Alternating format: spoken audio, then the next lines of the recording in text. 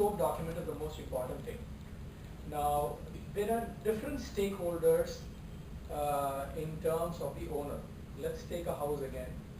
You have the husband of the house who's earning the money. Today, of course, it's a different ballgame. I think the wife also earns as much. But you have the finances controlled by one person out of the two. It could be either the husband or the wife. And there is a requirement of what we need to do. Now, my experience has always been that the husband wants whatever the wife wants, but he's got a limitation in terms of budget. Now, the wife wants everything, she's not concerned about the money, or it's the other way around. So, we need to understand the scope, because what happens is, suppose you can afford a 50 lakh loan. Generally, what people do is they stretch themselves right in the start. So, you stretch to 55 lakhs on day one.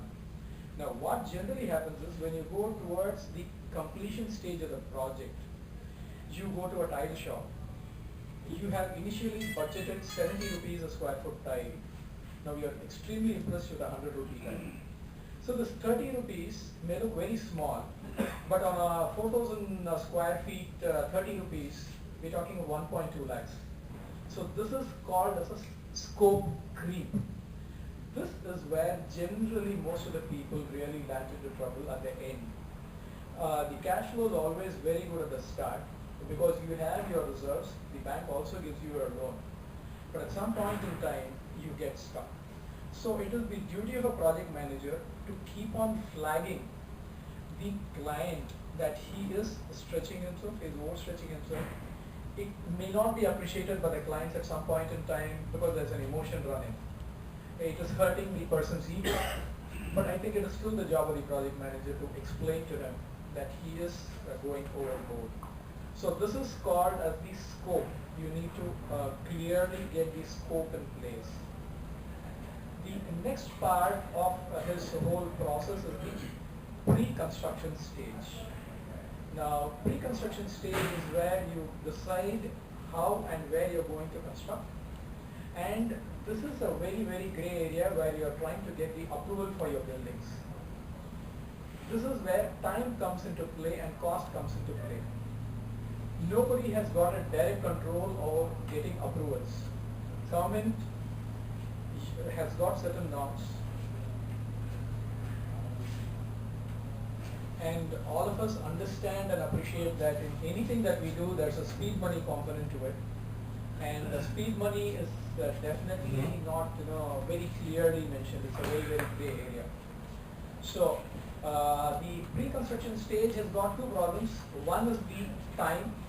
The other is the cost.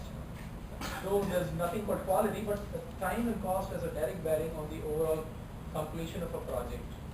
So this is one thing that the client and the project manager need to be aware of. The next stage, once you get all the approvals in place, is called the construction phase.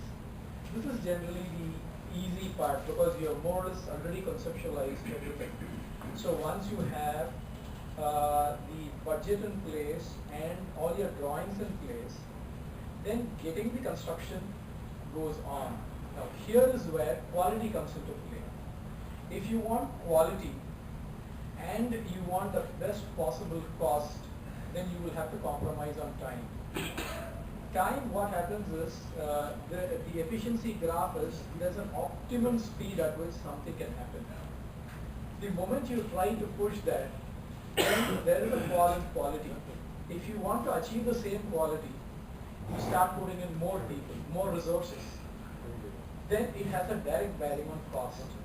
So during the construction phase, you need to be very careful about the quality and cost component of the whole process. During the finishing stage is when you have a problem of budget and the style of finishing that you would be doing. Budget, wherein because when you can afford 50, you already started off a project with 55 lakhs. And during everything that you go, you want to buy a wash basin, a white color wash basin is 500. A countersunk ivory color wash basin is 1,200 bucks. So it's 700 rupees, but into 5 washrooms is 3,500. So everything, it starts pushing you. And when you are already very tight for a budget, every rupee will look pretty big to you.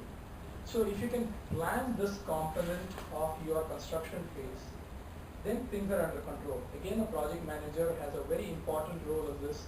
If he can keep everything, the time, cost and quality within the decided figures.